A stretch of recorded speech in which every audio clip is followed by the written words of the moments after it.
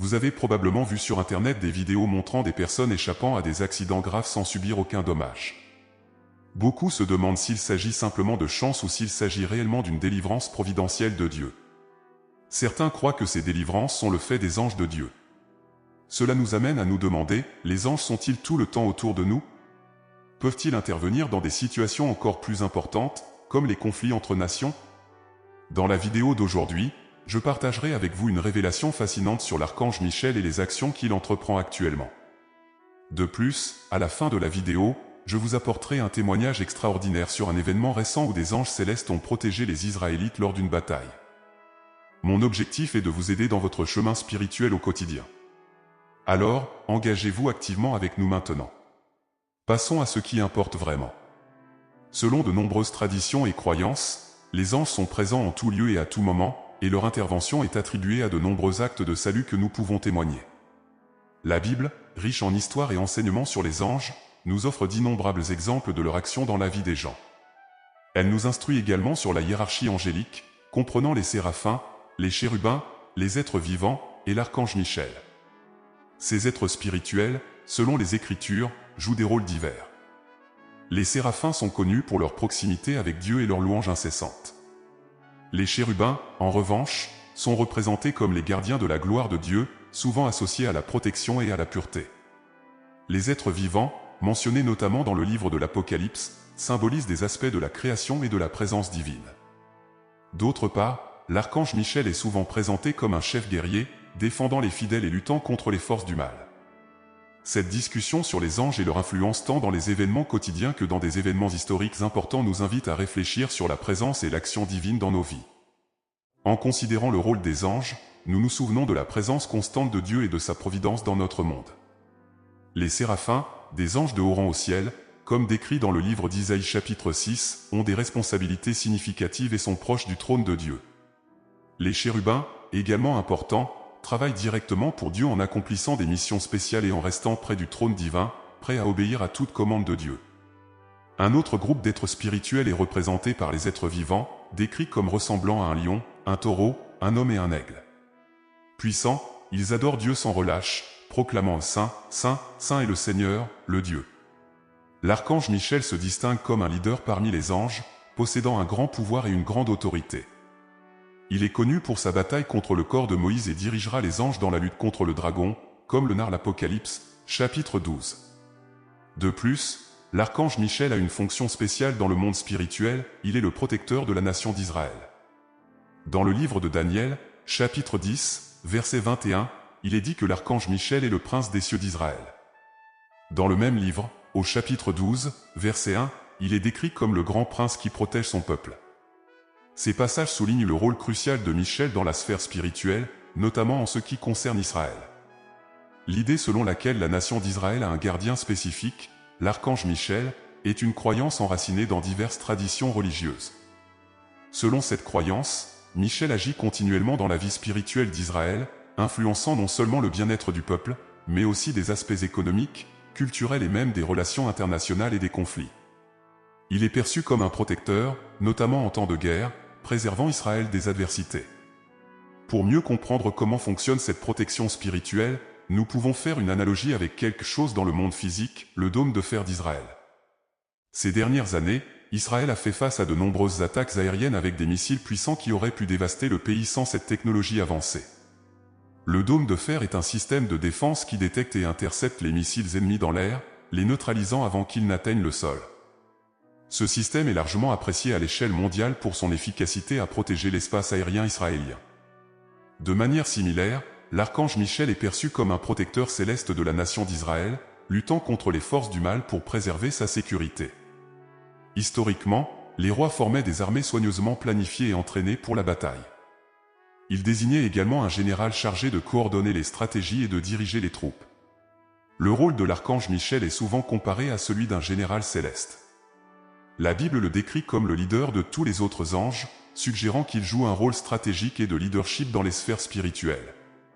Il est chargé de protéger Israël, assurant que la nation ne soit pas exterminée ou surpassée par des forces malveillantes. La présence constante et la vigilance de l'archange Michel sont considérées comme fondamentales pour la survie et la prospérité d'Israël. Il est une figure d'un immense pouvoir et autorité, jouant un rôle crucial dans la défense spirituelle de la nation.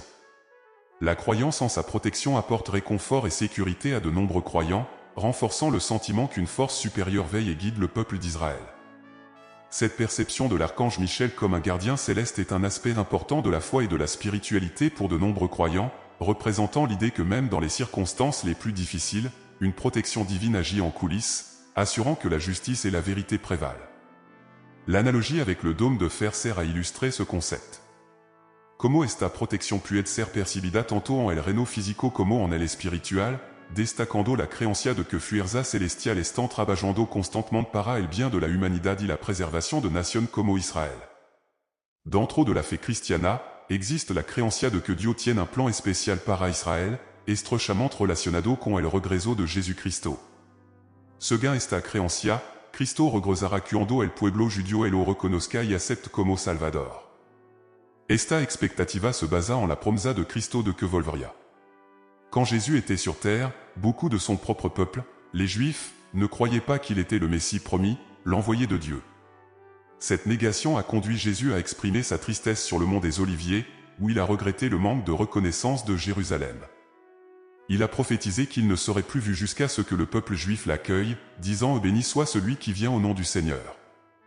Selon cette interprétation, Jésus reviendra lorsque les Juifs, dans un moment de grande affliction et d'assaut de la part de leurs ennemis, crieront à l'aide, le reconnaissant comme le Messie. Cette prophétie précédant le retour du Christ est d'une importance capitale, et ceux qui en sont conscients cherchent à éviter son accomplissement. Ainsi, la protection divine d'Israël, notamment à travers l'archange Michel, est considérée comme essentielle à la préservation du peuple juif jusqu'à ce qu'il le reconnaisse comme le sauveur envoyé par Dieu. En réfléchissant à cela, nous pouvons nous demander si en ce moment même, des anges nous entourent, veillant sur notre chemin. Il est important de souligner que, bien que les anges soient présents pour protéger, nous ne devons ni prier ni les adorer, car leur fonction est de servir selon la volonté de Dieu. L'adoration et les prières doivent être dirigées exclusivement vers Dieu. Il est crucial de comprendre que les anges, bien qu'ils aident, ne sont pas sous nos ordres. En période de besoin, nous devons nous adresser à Dieu en prière au nom de Jésus, car Christ est notre seul intercesseur. Ce récit de la guerre du Yom Kippour met en lumière la croyance en l'action divine et angélique dans des moments critiques de l'histoire, renforçant la foi en la protection et la providence de Dieu, non seulement pour Israël, mais pour tous ceux qui croient. L'apôtre Paul, dans ses lettres, présente un message puissant sur la justification et la protection divine. Il demande « Qui accusera les élus de Dieu ? Dieu est celui qui les justifie. Qui les condamnera ?» Il souligne que Jésus-Christ, qui est mort et ressuscité, est à la droite de Dieu et intercède en notre faveur. Cette intercession de Jésus est la base de notre foi et de notre espérance, et c'est aussi la raison pour laquelle les anges viennent à notre aide et nous assistent. Tant dans l'Ancien que dans le Nouveau Testament, de nombreux exemples montrent des anges travaillant en faveur des enfants de Dieu. Un exemple remarquable est celui de Pierre, lorsqu'il a été arrêté pour prêcher la parole de Dieu. L'Église a prié inlassablement pour lui, et en réponse à ses prières, le Seigneur a envoyé un ange qui l'a libéré de la prison. L'ange a dû réveiller Pierre, qui dormait profondément, et les chaînes sont tombées de ses poignets.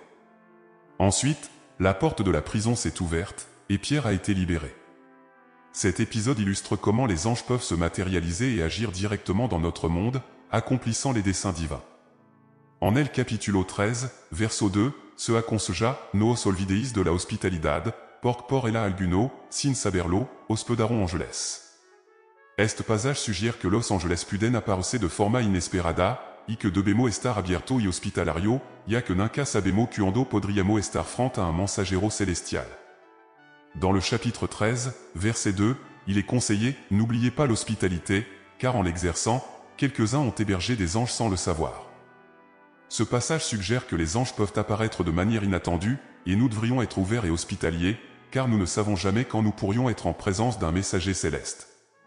L'exemple de Lot, le neveu d'Abraham, est particulièrement remarquable. Il accueillit chez lui des anges venus sauver sa famille de la destruction imminente de Sodome et Gomorrhe. Ce récit biblique souligne l'importance des anges dans l'exécution des plans de Dieu, qu'il s'agisse de sauver ou de guider les gens vers la sécurité.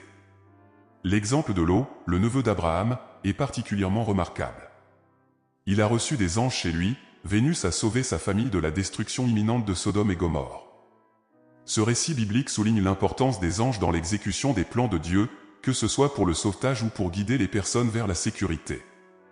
En outre, il est important de reconnaître qu'au-dessus de tous les anges, il existe un général très puissant. Isaïe appelle ce général le prince de la paix, nom attribué à Jésus-Christ. Jésus, dans sa position unique, est la figure centrale de la foi chrétienne, étant le plus grand intercesseur et protecteur de l'humanité. La croyance en l'intercession et la protection angélique est un aspect important de la foi chrétienne, mais la suprématie du Christ est toujours soulignée comme centrale et fondamentale. De plus, il est important de reconnaître que même parmi tous les anges, il existe une généralité plus puissante. Isaïe appelle cette chose générale le prince de la paix, nom attribué à Jésus-Christ. Jésus, dans sa position unique, est la figure centrale de la vie chrétienne, le plus grand intercesseur et protecteur de l'humanité.